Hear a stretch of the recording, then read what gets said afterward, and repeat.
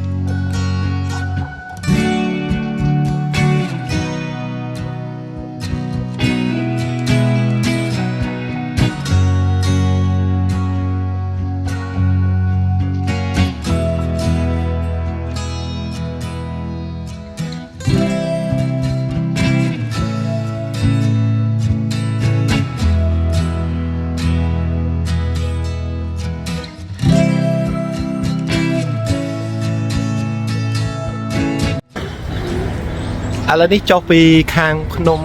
ណាមសានត្រឡប់មកខាងក្រោមវិញហើយកម្មវិធីបន្ទាប់នេះគឺទៅទទួលទានបាទអាហារពេលថ្ងៃហើយសម្រាប់អាហារពេលថ្ងៃនេះគឺពិសេសមែនតើគឺយើងញ៉ាំលក្ខណៈជាស៊ុបបាទមាន់បាទស៊ុបមាន់ហ្នឹងវាល្អមែនតើហើយវាល្អសម្រាប់សុខភាពបាទពីព្រោះគេប្រើយិនសិនគេប្រើបាទគ្រឿងដែលសិតល្អសម្រាប់សុខភាពតែម្ដងបាទ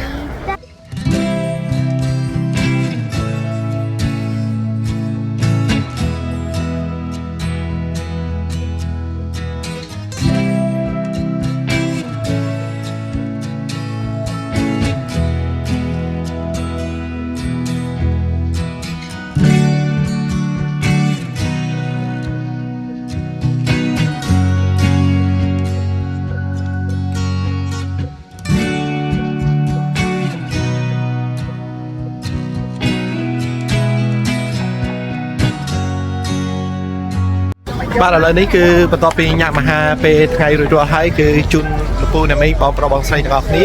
មកទស្សនានៅភូមិបុរាណរបស់គេដែលមានទីតាំងជិតនឹងកន្លែងញ៉ាំបាយតែម្ដងបាទនេះគឺជាភូមិវប្បធម៌គេបាទច្រកជើងចូលប្រកាសពិតច្រកគេចូលតាមច្រកផ្សេងក៏បានដែរបាទប៉ុន្តែគ្រាន់តែកន្លែងនេះវាជិតនឹងកន្លែងយើងញ៉ាំបាយអញ្ចឹងមកតែម្ដង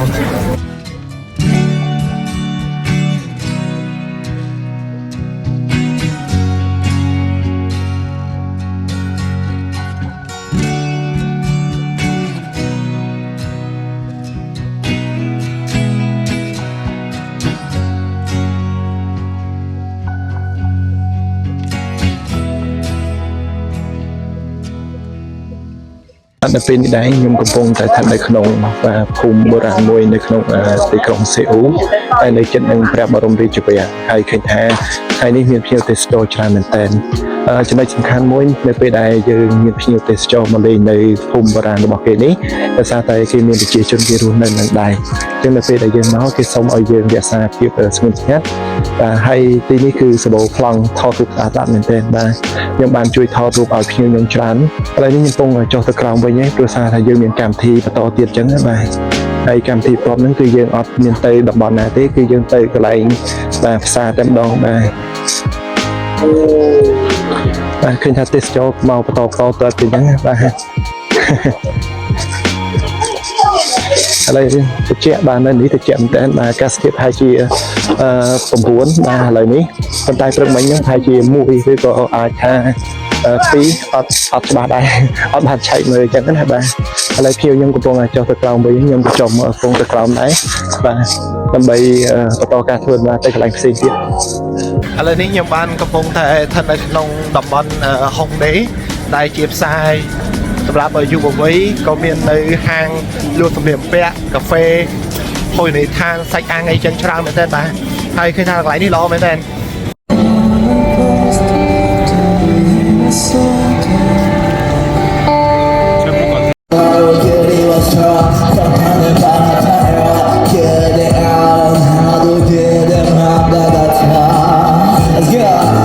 lấy cho mau mà chỉ hiền tiền đi và khơi tha miền cây lúa đồ sầm điểm pe và cái đôi chia và hộp tam play có cua xóm đáy chân mau nơi xa tầm bón đi cứ em mình tên bà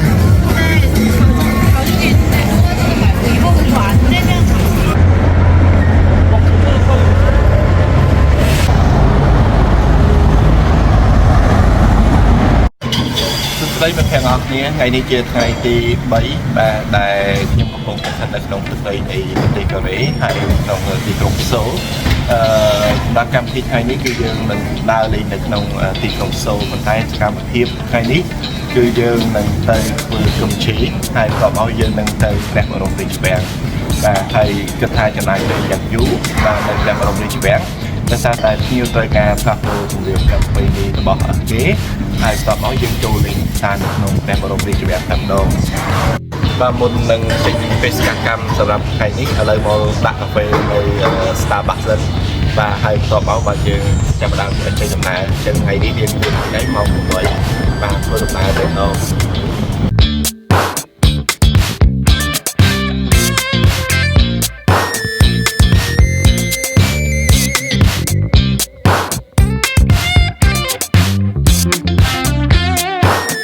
อะไรนี่บ้านมาดอแปรบารมริจเวียงไงบ้านปันตายอสันโชว์ห่างคลองเต้คือในห่างไกลหลายเต้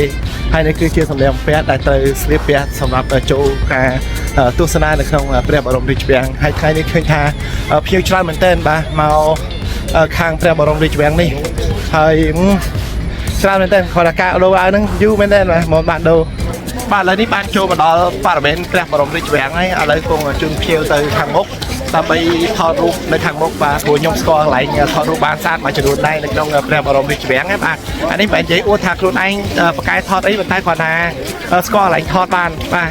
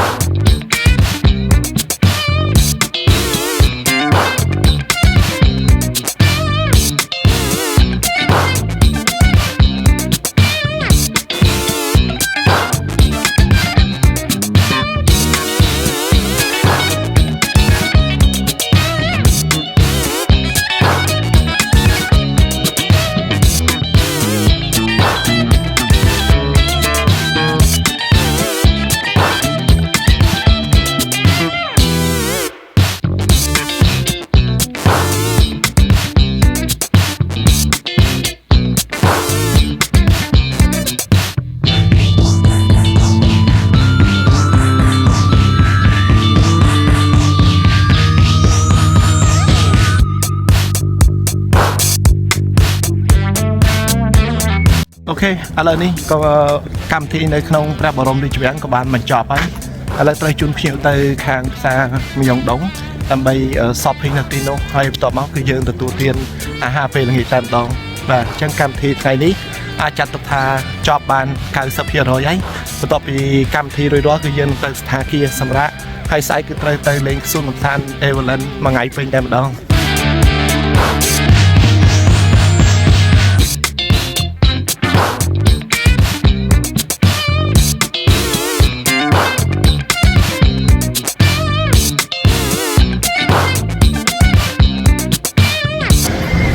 ឥឡូវនេះដើរមកទិញកាហ្វេនៅថ្ងៃចុងក្រោយហើយបាទមុននឹងត្រឡប់ទៅកាន់ស្រុកខ្មែរវិញអញ្ចឹងសម្រាប់កម្មវិធីថ្ងៃនេះគឺយើងនឹងទៅលេងនៅ Starfield ក៏ដូចជា Everland ផងដែរ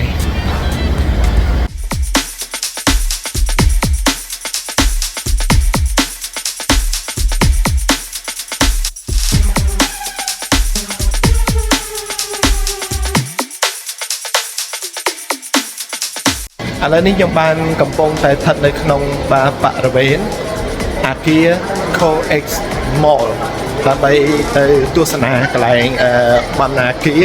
ឬក៏បណ្ណាល័យ Starfield បាទចឹងនៅនោះមានសភៅរាប់ម៉ឺនក្បាលអស់ច្រើនមែនតើឥឡូវនេះល្អមែនតើដោយសារហេតុអីអត់មានភ្ញៀវទេសចរច្រើនទេគឺមានតែក្រុមពួកខ្ញុំម្នាក់នេះហើយជាមួយនឹងភ្ញៀវទេសចរផ្សេងទៀតអញ្ចឹងយើងអាចថាថតរូបបានស្អាតនៅតំបន់នេះ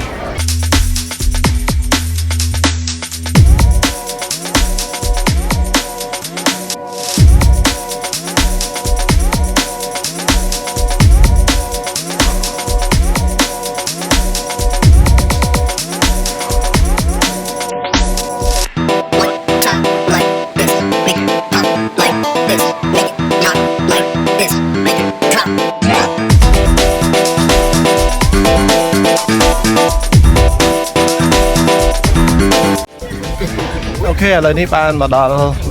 បរិវេណ Everland ហើយបាទឥឡូវកំពុងតែដើរទៅកន្លែងយកសមុទ្រហើយបន្ទាប់មកយើងចំណាយពេលបាទមួយថ្ងៃពេញនៅនេះផង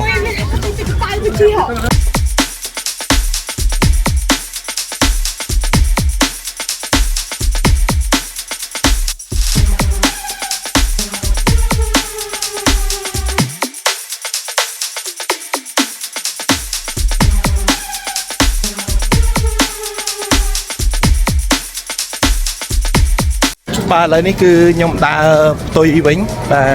ទខុសពីសម្បដងដោយសាររដងហ្នឹងមកដល់កន្លែងនេះគឺយើងអាចជិះSky Cruise បានណាបាទនេះថាយើងជិះត្រកចូលទៅខាងក្រោមតែឥឡូវនេះគឺថាគេអត់តបើកទេយើងមករៀងលឿនអញ្ចឹងយើងដើរកាត់កន្លែងសួនសត្វសិនបាទចូលទៅខាងក្រោមដូចគ្នាព្រោះកន្លែងនេះយើងដើរទៅផ្លូវណាក៏ដោយក៏មកជុំគ្នានៅកន្លែងតែមួយវិញដែរទេ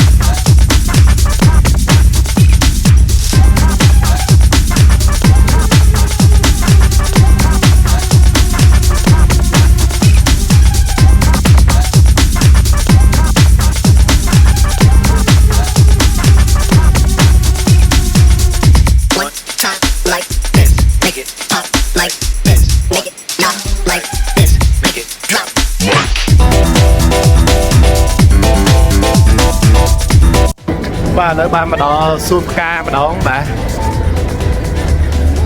តបពីជាតែភ្លើងហើយឥឡូវដើរចូលមកសួនផ្កាតែម្ដងបាទតែលើកនេះខ្ញុំមានអារម្មណ៍ថាផ្កាអត់សូវច្រើនដូចរាល់ដងទេបាទរាល់ដងផ្កាច្រើនមែនតើមានតែផ្កាទូលីបមានតែផ្កាកាឡាបមានតែផ្កាឈូករ័ត្នមានច្រើនមែនតើ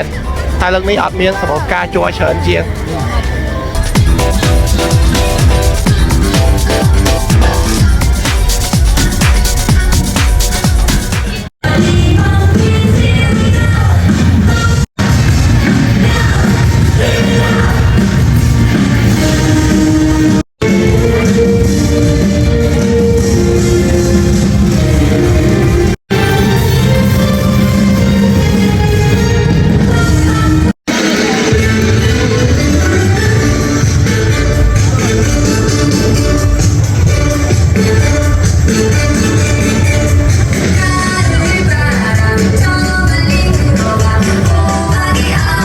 ដងបានលេងខ្លះទេព្រោះមនុស្សច្រើនមែនទេបាទអានេះមិនមែនចុងសប្តាហ៍អីណាបាទថ្ងៃពាក់កណ្ដាលទេណាបាទពាក់កណ្ដាលអាទិត្យទេណាប៉ុន្តែមនុស្សច្រើនមែនទេបាទមក Everland លេងបាន1 2បាទចាត់ទុកថាសំណាងមែនទេឥឡូវនេះអត់បានលេងអីទាំងអស់បាទទីទៀតហ្នឹងគេថានាំលពូណាមីងបងប្រុសបងស្រីទៅមើល 4D តែឥឡូវនេះឃើញកំពុងត្រង់ជួចាំអត់ដឹងចំណាយពេលប៉ុន្មានទេហើយសម្រាប់ roller coaster វិញបាទភ្ញៀវខ្ញុំទៅចាំឲ្យ2ម៉ោងអត់តាន់បានទៅដល់អាកន្លែងច្រកចូលផងអូពិបាកមែនទេ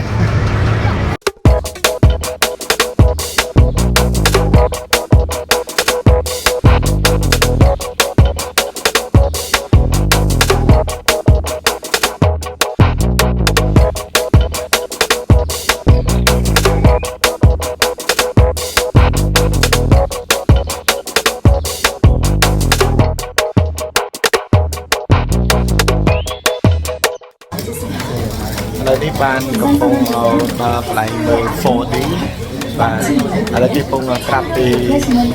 ច្បាប់ក៏ដូចជាក្បួនមួយចំនួននៅពេលដែលយើងចូលទស្សនាផង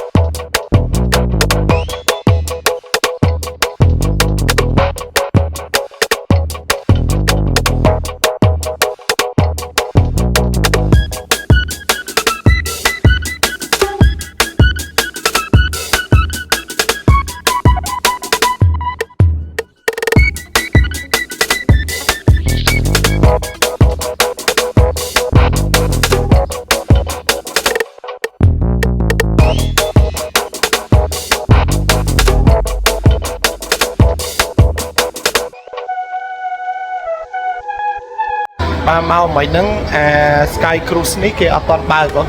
អញ្ចឹងឥឡូវនេះខ្ញុំជិះអា Sky Cruise ហ្នឹងត្រឡប់ទៅខាងលើវិញហើយបន្ទាប់មកហ្នឹងខ្ញុំទៅរកជិះអីផ្សេងទៀតចូលទៅខាងក្រោមដើម្បីទៅរកភ្ញៀវប៉ុន្តែឥឡូវនេះខ្ញុំជូនបងស្រីក៏ដូចអ៊ំជួយឡើងទៅខាងលើវិញសិនដើម្បីឲ្យគាត់រកកន្លែងគួរសមសម្រាប់អញ្ចឹងណាបាទ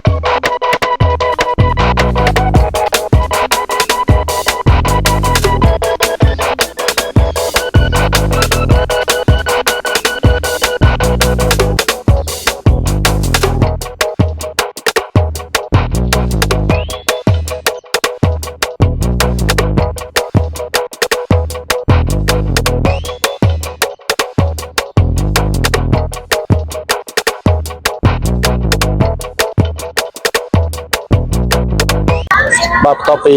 រងចាំមកស្ទូធំមកឥឡូវបានមកដល់កន្លែងត្រូវជិះដូចជាកៅអីយន្តឬក៏ហៅថាកាត្របាទចុះទៅខាងក្រោមវិញដើម្បីទៅដល់ភ្ញៀវផ្សេងទៀតបាទហើយណាមួយយើងនឹងទៅសប្បាយនៅខាងក្រោមពិសេសគឺមើលសត្វតែម្ដងបាទដូចសួនសត្វផងកន្លែងលេងផងច្រើនមែនតើបាទនេះដល់ពេលខ្ញុំអីបាទចាំជិះម្ដងអូខេឥឡូវបានមកជិះហើយមួយយ៉ាងដែរតើបាទខ្ជិលចុះទៅក្រោមតាមជើងដើរតែនិយាយថាខ្ជិលចុះទៅក្រោមដោយដើរឥឡូវយើងជិះចេះក៏បានដែរបាទកន្លែងនេះយើងអាចជិះ2នាក់ក៏បានយើងជិះម្នាក់ឯងក៏បានដែរបាទប៉ុន្តែមានកន្លែងផ្សេងនោះខ្ញុំឃើញគឺអាចជិះបាន3នាក់បាទមានអីល្អមួយយ៉ាងដែរតើមើលទេសភាពបាទស្អាតមែនតើបាទនៅកន្លែងកូរ៉េនេះឥឡូវគាំងសិនហើយបាទហើយគេឲ្យសម្រាប់ផ្លែសិនអូខេបាទនេះអ្នកនៅខាងមុខខ្ញុំបាទមានទាំងអ្នកទៅមានទាំងអ្នកមកបាទល្អមែនតើហើយមកកូរ៉េលើកនេះគឺអែមមែនតើអែមយ៉ាងម៉េចបាទទី1អាកាសធាតុត្រជាក់ទី2គឺស្លឹកឈើប្រែពណ៌បាទដោយបានឃើញជាក់ស្ដែងអញ្ចឹងបាទមិនបាច់ទៅមើលទេសភាពអីច្រើនទេមើលតែស្លឹកឈើមើលតែការប្រែប្រួលស្លឹកឈើហ្នឹងក៏មានអារម្មណ៍ថាសប្បាយចិត្តដែរបាទអ្វីដែលសំខាន់ហ្នឹងគឺត្រជាក់បាទត្រជាក់ស្រួលដើរលេងបាទអូខេឥឡូវចាប់ដើមចុះទៅក្រោមហើយបាទជីដូចជាមិនឆ្ងាយហ្មងតែគាត់ថាស្រួលអញ្ចឹងណាស្រួលឲ្យយើងបានស្រួលសម្រាប់អ្នកអាចទៅប្រកែកជើងក្នុងការដើរអីបាទយើងអាចជិះនឹងបានអញ្ចឹងណាបាទ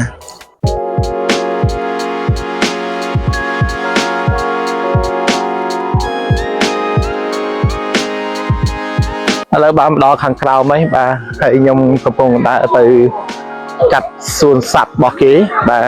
จังยังเมานี้จังจังมือส่วนสัตว์กับบ้านจังจังตะลีบอกสบายกับบ้านnày ta thấy đi ba mà em món này đi